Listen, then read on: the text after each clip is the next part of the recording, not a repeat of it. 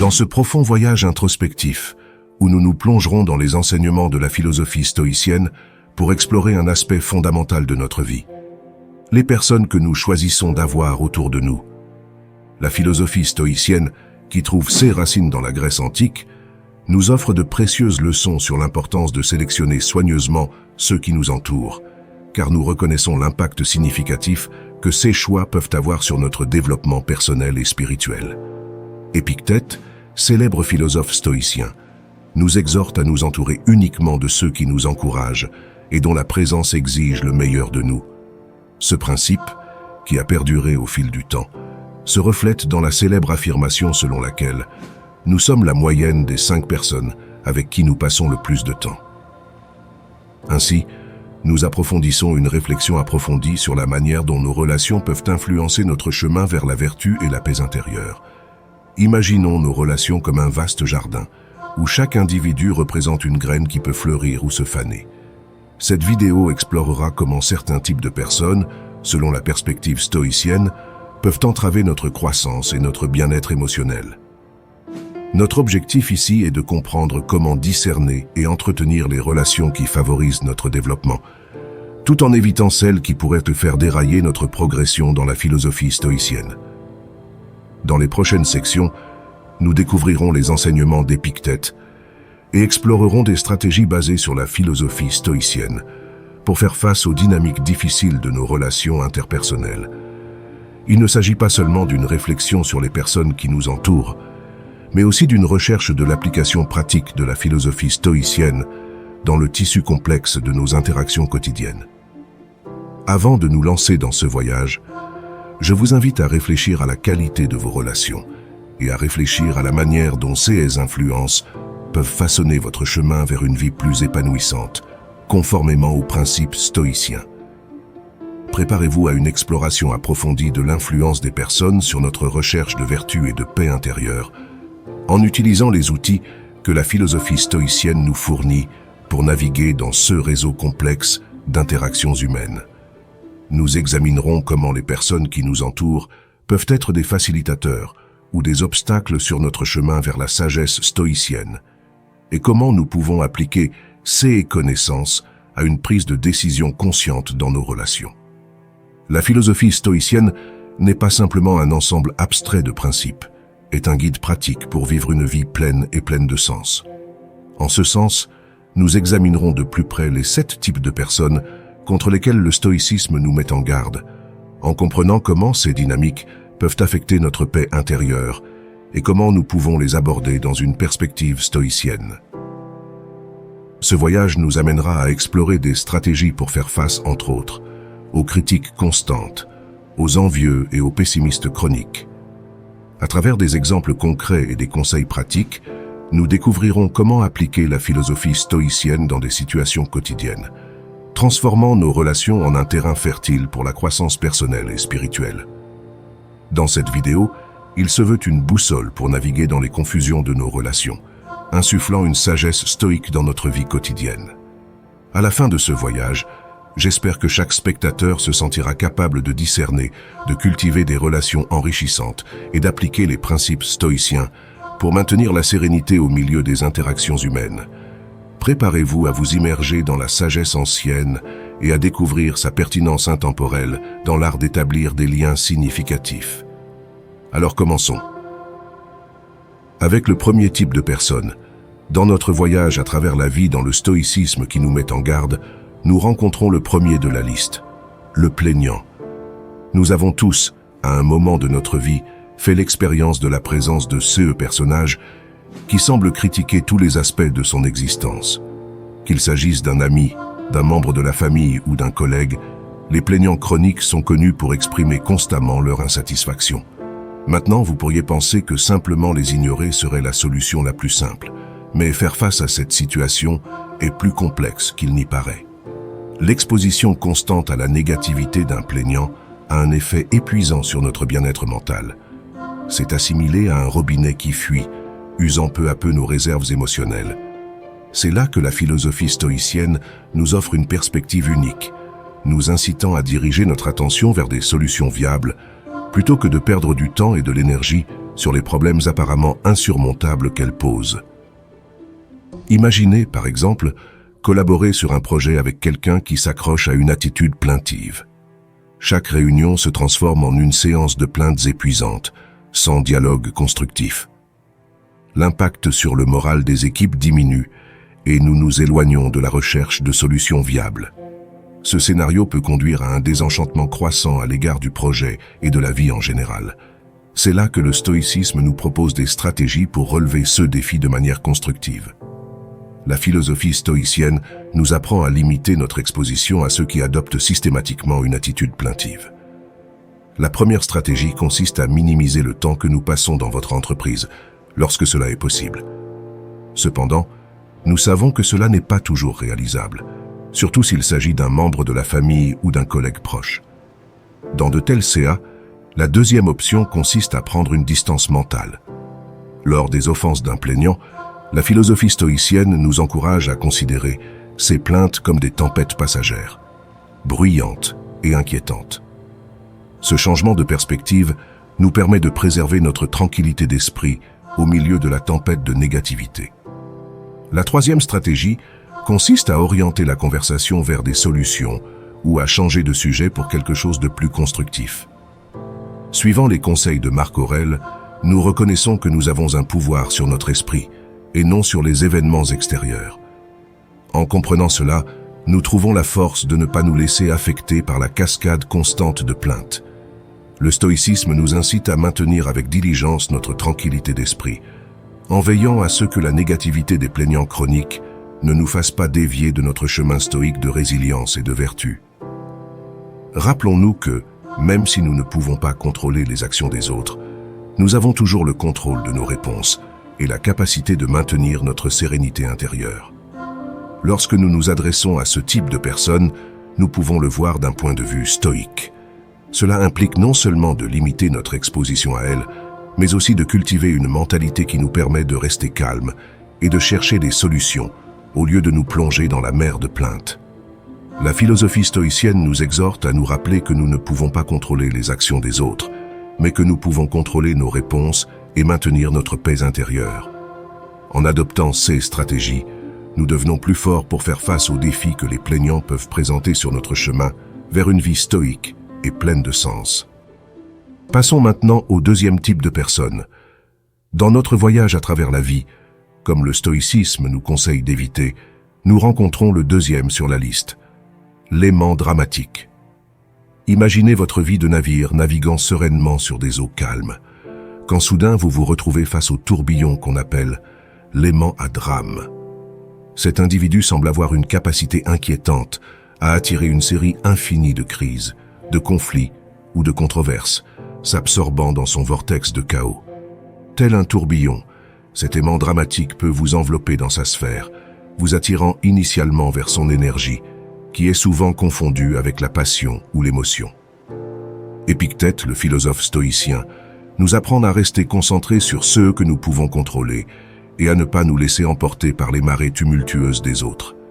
Lorsque nous rencontrons l'aimant du drame, il est crucial de se souvenir de ces enseignements. La philosophie stoïcienne nous invite à cultiver la force intérieure pour maintenir notre sérénité même lorsque nous faisons face à la tempête du drame des autres. La difficulté lorsqu'on fait face à des aimants dramatiques est que leurs crises peuvent ressembler aux nôtres. Leur chaos est contagieux et nous nous retrouvons impliqués dans des conflits auxquels nous n'avions pas participé au départ. Ce scénario peut nous rappeler l'enseignement d'Épictète sur le contrôle de nos réactions aux événements extérieurs.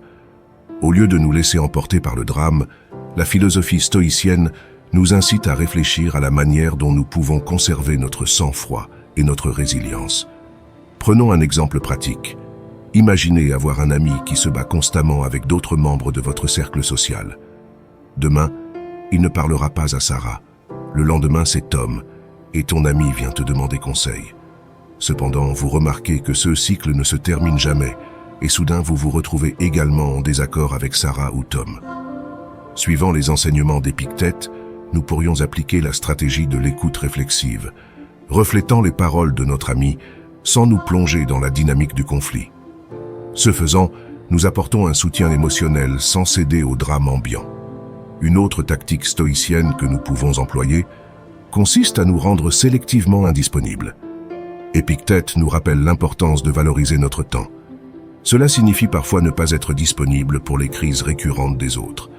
Éteindre le téléphone à certaines heures, créer des périodes de concentration exclusives sur le travail ou le développement personnel et communiquer clairement que nous ne devons pas être dérangés à ces moments-là, sont des moyens d'établir les limites nécessaires. La philosophie stoïcienne nous invite également à embrasser le présent et à ne pas dépendre anxieusement de l'avenir. Selon les mots d'Épictète, le vrai bonheur consiste à profiter du présent. Appliquant cela face à des événements dramatiques, il nous exhorte à ne pas nous inquiéter avec anxiété de la prochaine crise, mais à nous concentrer sur le moment présent, où nous avons le contrôle. En maintenant une perspective stoïque, nous pouvons profiter de la vie et empêcher le drame de quelqu'un d'autre d'interrompre notre chemin vers la croissance personnelle et la tranquillité d'esprit. S'adressant à ce type de personnes, Épictète, avec ses enseignements stoïciens, nous fournit un phare de sagesse pour affronter les aimants du drame. Cela nous rappelle l'importance de maintenir notre sérénité, de fixer des limites et de vivre le présent.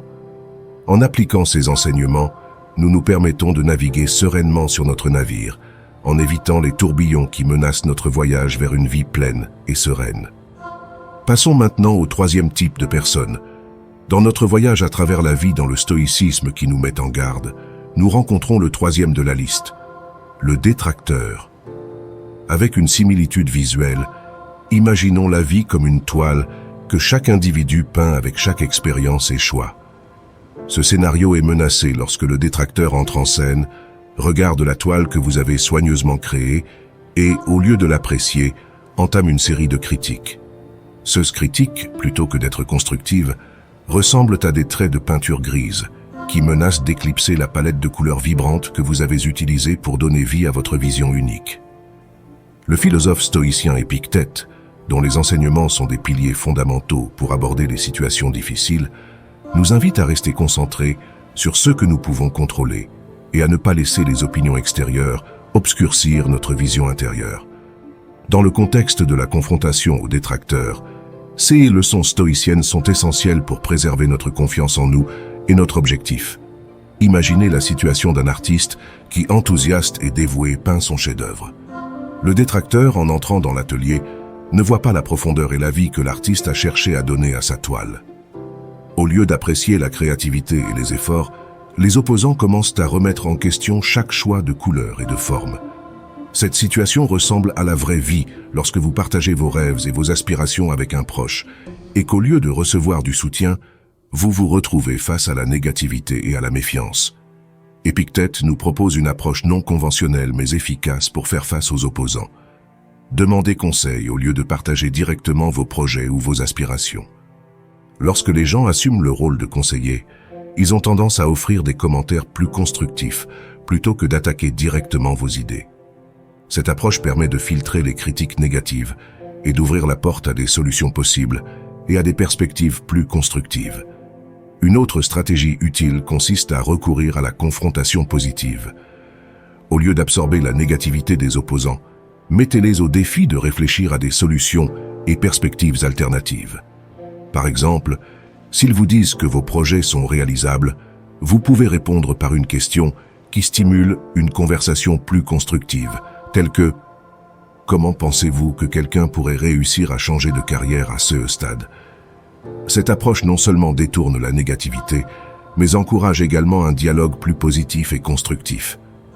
En nous souvenant des paroles d'Épictète selon lesquelles il faut écouter 2 fois plus que nous parlons, cette philosophie nous apprend à discerner entre de précieuses contributions et de simples critiques vides de sens. Écouter ne signifie pas absorber la négativité de chacun, mais plutôt être capable de distinguer les commentaires constructifs du simple bruit du détracteur. Lorsque vous approchez ce type de personnes, lorsque les détracteurs menacent d'assombrir votre toile avec leurs nuances de doute et de négativité, il est essentiel de rappeler les enseignements stoïciens. Prenez du recul, écoutez attentivement, réfléchissez à l'essence de leurs commentaires et continuez à peindre votre propre vie avec les couleurs qui vous parlent. Ne laissez personne transformer votre chef-d'œuvre, vibrant en un paysage gris et ennuyeux.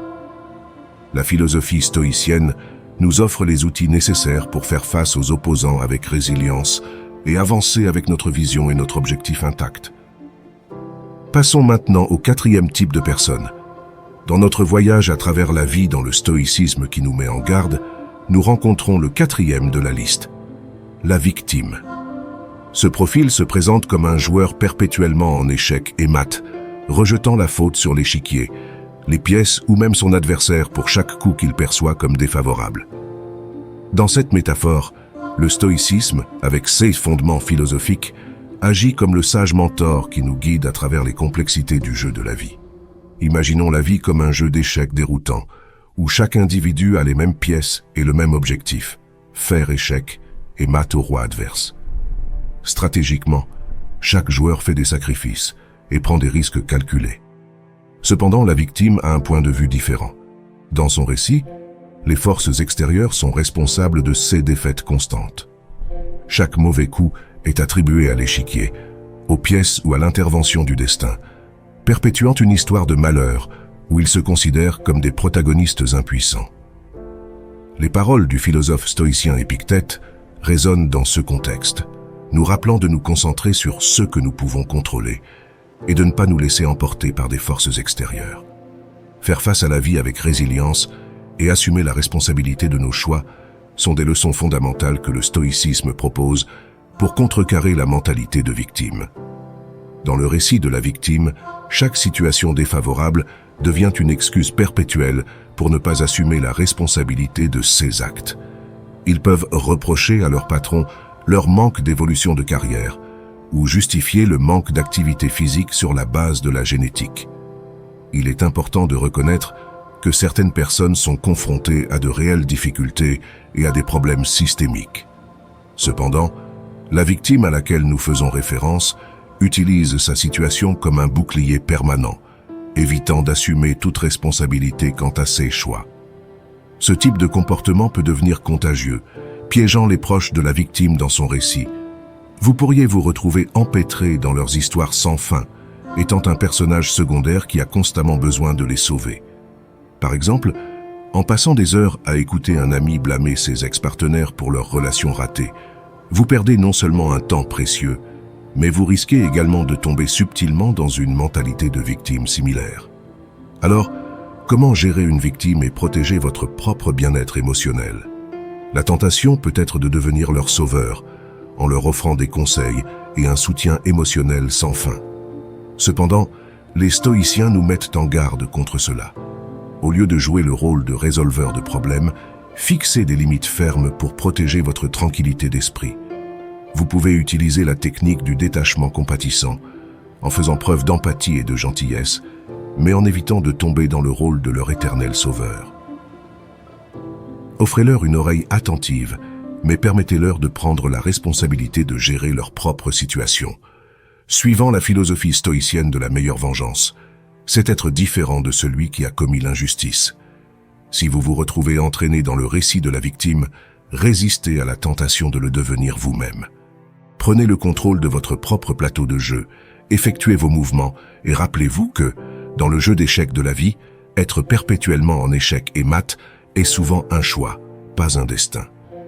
Lorsque vous embarquez dans ce type de personne, faites avancer vos pièces de manière stratégique, faites des sacrifices si nécessaire, et ne jouez pas par vengeance ou par pitié, mais pour la croissance et la sagesse. Au lieu de vous laisser piéger dans la mentalité de victime, le stoïcisme vous pousse. Passons maintenant au cinquième type de personne. Dans notre voyage à travers la vie dans le stoïcisme qui nous met en garde, nous rencontrons le cinquième de la liste, le positiviste toxique. Dans cette figure, il est présenté comme celui qui absorbe constamment des arcs-en-ciel de soleil et des émojis sans fin, vous incitant à être simplement heureux, même lorsque vous traversez des périodes difficiles. Ce positiviste toxique, dans son désir de cultiver un jardin plein de fleurs, ignore les mauvaises herbes et les ravageurs, rejetant toute émotion ou expérience qui ne rentre pas dans son brillant récit. Dans le vaste paysage de la vie, le stoïcisme agit comme notre guide avisé, proposant des principes philosophiques pour faire face aux défis et aux complexités de la vie quotidienne. Imaginez votre vie comme un beau jardin, où les fleurs représentent des moments heureux, mais où il y a aussi des mauvaises herbes et des parasites qui symbolisent les défis et les difficultés. Le positiviste toxique insiste sur le fait d'ignorer tout. Ce qui n'est pas une rose en fleurs, d'éviter la réalité et de propager une positivité excessive qui peut vous laisser un sentiment d'invalidation et de déconnexion de l'authenticité de vos propres émotions. Disons que vous vivez une rupture difficile, une période de tristesse et de confusion dans votre vie. Le conseil du positiviste toxique est un élan d'optimisme. Il y a beaucoup de poissons dans la mer. Souriez et soyez heureux. Ce type de positivité excessive a tendance à négliger la complexité des émotions humaines et la réalité des défis auxquels nous sommes confrontés. La philosophie stoïcienne, incarnée dans les enseignements de personnages comme Épictète, nous invite à embrasser la complexité de la vie avec justice. Le vrai bonheur, selon Épictète, réside dans la compréhension de nos devoirs envers Dieu et l'homme, et dans la jouissance du présent sans dépendre anxieusement de l'avenir. Le stoïcisme ne consiste pas à ignorer les ombres pour n'embrasser que la lumière, mais à accepter les moments positifs et négatifs avec une perspective équilibrée. Comment, alors, pouvez-vous cultiver votre propre jardin émotionnel sans laisser le positiviste toxique le piétiner avec son jet aveugle de bonnes ondes? Une stratégie consiste à les engager dans une discussion qui embrasse à la fois la lumière et l'ombre. Si on vous dit de voir le bon côté des choses, vous pouvez répondre en reconnaissant votre gratitude pour certains aspects, mais aussi en vous permettant de vous sentir bouleversé par des problèmes spécifiques. Les deux extrêmes peuvent coexister de manière saine. De plus, vous pouvez appliquer la technique de la granularité émotionnelle, qui implique la capacité de ressentir et de différencier un large éventail d'émotions, à la fois positives et négatives. Lorsque le positiviste toxique vous pousse à être heureux, prenez un moment pour reconnaître et étiqueter vos sentiments nuancés. Se dire « Je me sens un peu déprimé aujourd'hui et ce n'est pas grave » peut être une affirmation libératrice. En vous adressant à ce type de personne, la prochaine fois que vous vous retrouverez dans le jardin soigneusement cultivé de votre vie et que le positiviste toxique y asperge ses confettis, prenez du recul. N'oubliez pas qu'un jardin a besoin de soleil et de pluie pour s'épanouir. Embrassez tout votre spectre émotionnel et continuez à nourrir votre jardin avec la richesse et la complexité qu'il mérite. Dans le jeu de la vie, le stoïcisme nous apprend à trouver la beauté dans les journées ensoleillées et nuageuses, en maintenant un équilibre entre positivité et authenticité. Passons maintenant au 6e type de personne. Dans notre voyage à travers la vie dans le stoïcisme qui nous met en garde, nous rencontrons le 6e de la liste, le manipulateur. Imaginez votre vie comme une œuvre cinématographique dont vous êtes le protagoniste. Mais soudain, le manipulateur entre. Un producteur de l'ombre qui réécrit subtilement votre scénario sans que vous vous en rendiez compte, vous emmenant sur des chemins qui ne profitent qu'à ses propres intérêts. Le manipulateur est passé maître dans l'art des manœuvres émotionnelles et psychologiques. Ils utilisent des tactiques telles que la flatterie, les sentiments de culpabilité, ou même la tromperie pour vous orienter dans des directions qui font avancer leurs objectifs. Vous pouvez reconnaître un manipulateur lorsque vous vous trouvez dans des situations où ses paroles et ses actions semblent conçues pour vous influencer sans que vous vous en rendiez compte. Peut-être avez-vous un ami qui vous fait constamment payer pour le dîner, suggérant astucieusement que, compte tenu de votre succès, cela ne signifierait pas grand-chose pour vous, mais que cela améliorerait considérablement sa journée. Au fil du temps, vous découvrez qu'ils ont exploité votre générosité, mais y faire face est inconfortable puisqu'ils ont présenté la situation comme une simple faveur entre amis. Affronter un manipulateur peut être difficile, mais il existe des stratégies efficaces pour reprendre le contrôle de votre propre récit.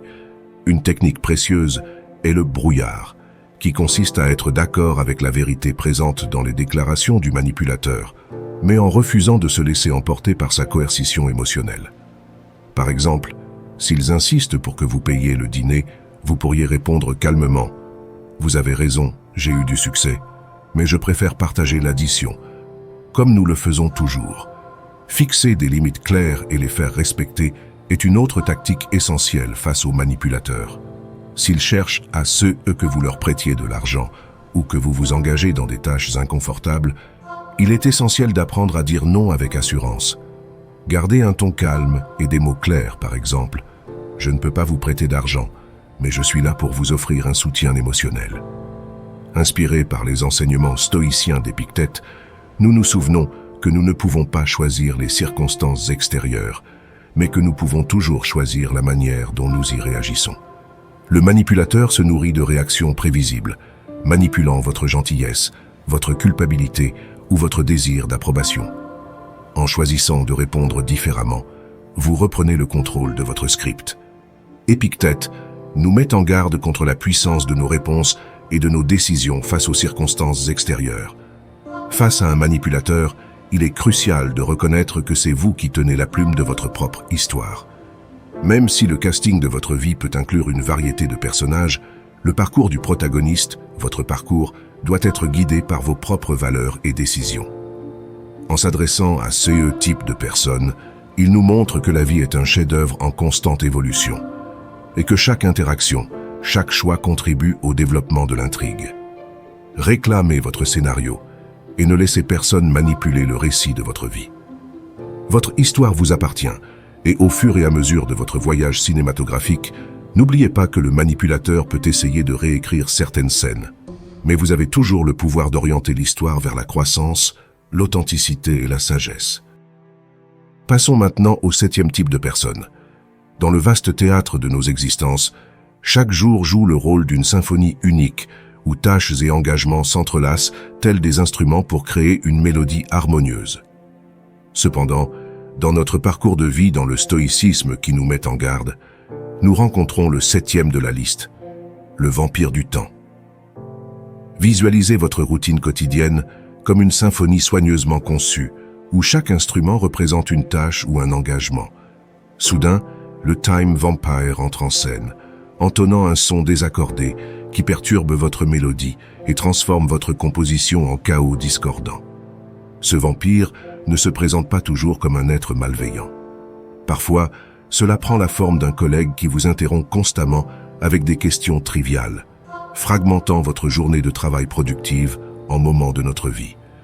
D'autres fois, il se déguise en ami qui vous invite à des événements sociaux inutiles, créant ainsi un sentiment d'obligation qui vous fait perdre du temps et de l'énergie. Bien que ces interactions puissent sembler sans conséquence individuellement, leur accumulation peut profondément perturber votre paix et votre productivité. Alors, comment protéger votre symphonie personnelle pour que le Time Vampire ne ruine pas votre chef-d'œuvre? Une stratégie efficace est l'application de la technique Pomodoro. Cette méthode de gestion du temps consiste à diviser votre travail en intervalles, traditionnellement de 25 minutes, séparés par de courtes pauses. Durant ces périodes, vous établissez clairement que vous ne devez pas être dérangé, érigeant une frontière qui protège vos moments les plus productifs des intrusions vampiriques. Face à un vampire du temps à caractère social, il est crucial de se rappeler que dire non est non seulement acceptable, mais essentiel à votre bien-être. Au lieu de proposer des excuses élaborées, un simple « j'apprécie l'invitation, mais je ne peux pas » suffit. Rejeter une offre n'est pas un rejet de la personne, mais plutôt une affirmation de vos propres besoins et priorités. Suivant les conseils stoïciens d'Épictète, qui nous rappelait que nous ne pouvons pas choisir nos circonstances extérieures, mais que nous pouvons toujours choisir la manière dont nous y répondons, affronter un vampire du temps implique de prendre le contrôle de notre récit. Ce vampire prospère grâce au manque de limites claires et à notre incapacité à affirmer nos priorités. Comme le disait Épictète, la vie, si elle est bien vécue, est suffisamment longue. Le stoïcisme nous enseigne que le temps est l'une de nos ressources les plus précieuses, une toile sur laquelle nous peignons le portrait de notre vie. Nous devons être sélectifs quant à qui et à quoi mérite un coup de pinceau dans la grande composition de notre vie, en veillant à ce que chaque instrument, chaque mélodie, s'aligne avec notre objectif supérieur. S'adressant à ce type de personne, il nous dit de ne pas laisser l'intrusion cacophonique d'un vampire du temps perturber votre symphonie. Tenez fermement le bâton et dirigez votre vie avec détermination, en veillant à ce que chaque instant soit une note bien jouée dans votre chef-d'œuvre harmonieux. N'oubliez pas que le temps est une ressource limitée et précieuse et que vous méritez de le consacrer à ceux qui contribuent à la beauté et à la plénitude de votre vie. En fixant des limites et en disant non lorsque cela est nécessaire, vous êtes le chef d'orchestre de votre propre orchestre, garantissant que votre symphonie personnelle résonne avec la mélodie de l'épanouissement et de l'authenticité. Réflexion sur nous-mêmes, naviguer entre les types de personnes et renforcer la résilience stoïque. Dans notre voyage à travers les nuances des relations humaines à travers le prisme stoïcien, nous avons exploré les 7 types de personnes que le stoïcisme nous conseille d'éviter. Du plaignant au vampire du temps, chaque type représente un défi potentiel sur notre chemin vers la résilience et la sagesse. Alors que nous concluons ce voyage, il est essentiel de rappeler que la conscience de soi est la pierre angulaire de la philosophie stoïcienne, une boussole interne qui guide nos choix et nos décisions. Dans cette analyse détaillée des types de personnes qui peuvent influencer nos vies, nous avons appris à reconnaître des modèles de comportement qui pourraient nuire à notre paix intérieure et entraver notre progrès stoïque. Cependant, au terme de cette exploration, la réflexion sur nous-mêmes apparaît comme la tâche la plus exigeante et, en même temps, la plus révélatrice. La conscience de soi ne consiste pas seulement à regarder vers l'extérieur et à évaluer les interactions avec les autres, mais aussi à regarder à l'intérieur avec un regard critique, mais compatissant. Sommes-nous conscients de la façon dont nos actions ont pu influencer les autres? Avons-nous joué par inadvertance l'un de ces rôles dans la vie de quelqu'un d'autre? Ce sont des questions difficiles mais nécessaires. Le stoïcisme nous rappelle que l'amélioration personnelle ne se trouve pas seulement dans l'adaptation aux circonstances extérieures, mais aussi dans une profonde compréhension de soi-même. Si nous avons identifié les caractéristiques de l'un des types de personnes que nous avons explorés, la philosophie stoïcienne nous offre le don de l'introspection et l'opportunité de grandir. Résilience stoïcienne, réfléchissons aussi sur nous-mêmes. La conscience de soi, pierre angulaire de la philosophie stoïcienne, nous pousse à regarder à l'intérieur. Avons-nous joué par inadvertance des rôles que nous cherchons à éviter? La réflexion intérieure, loin d'être un jugement, est un acte d'humilité et de croissance. Épictète nous rappelle que même si nous ne contrôlons pas tout, nous contrôlons nos réponses. Partageons nos réflexions, enrichissons le dialogue et avançons vers une vie alignée sur la vertu et la sagesse. Nous avons examiné comment le plaignant peut drainer notre énergie émotionnelle, comment l'aimant du drame peut perturber notre paix intérieure, et comment le manipulateur peut subtilement réécrire notre scénario de vie. Maintenant, la question est, avons-nous inconsciemment assumé l'une de ces caractéristiques dans nos propres interactions? L'auto-évaluation n'est pas un jugement sévère, mais un acte de sincérité et d'humilité.